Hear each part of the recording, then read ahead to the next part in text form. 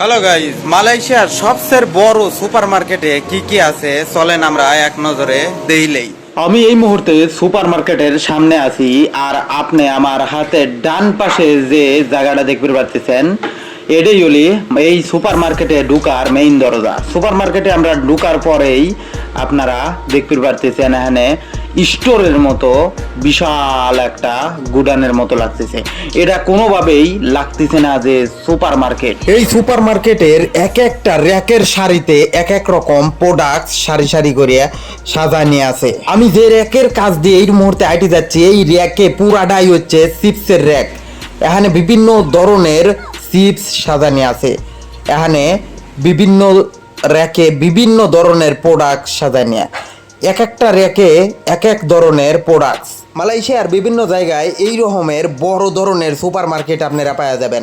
এই সব সুপার মার্কেটে খুচরা থেকে শুরু করে পাইকারি রেটে মাল তারা বেচে। অনেক মুদিখানার দোকানদাররাও এই সব সুপার মার্কেটে থেকে মাল কিনে নিয়ে যায়, তারা খুচরা দামে তার দোকানে বেচা কিনা করে। আমার সামনেই যে আপনারা পানির কেস দেখতে পাচ্ছেন, এই কেসের এক একটার মূল্য 20 টাকা 50 পয়সা। একটা কেসে 24টা করে পানির বোতল আছে।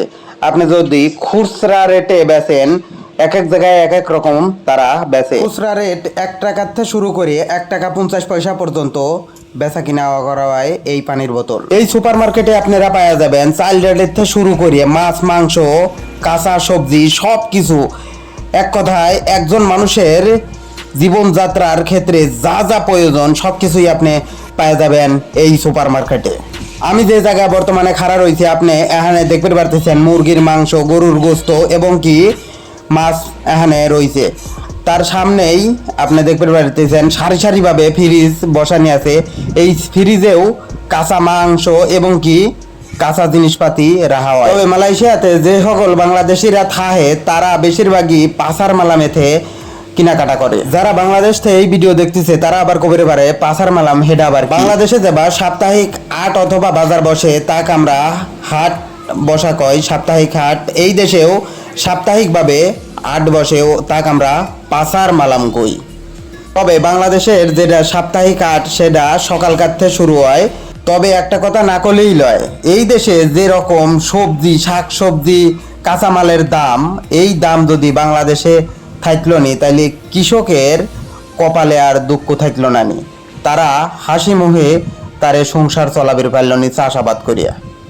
আপনি যে আমি যে ভিডিওটা দেখাচ্ছি এখানে সুটার পিস, এই সুটার পিস 12 রিঙ্গিত, তার মানে দাঁড়াতেছে বাংলাদেশের 500 টাকার মতো।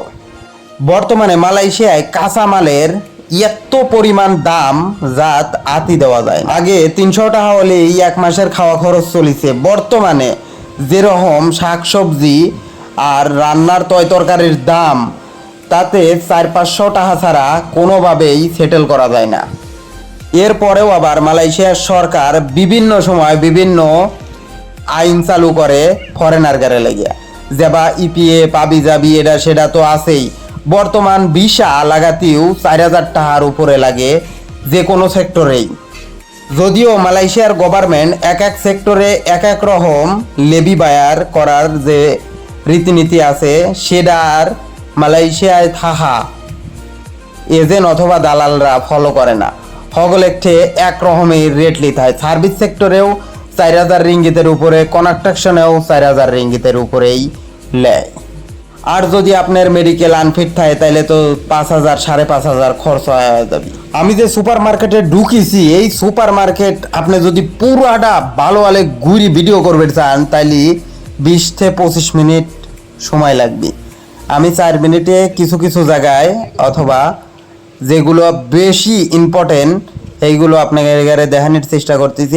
কথা মেলা কতি ভিডিওর শেষ পর্যায়ে চলে আইছি। সামনেই সারি সারিভাবে কাউন্টার রাখা আছে, 20 থেকে 25টির মতো কাউন্টার আছে এই সুপার মার্কেটে।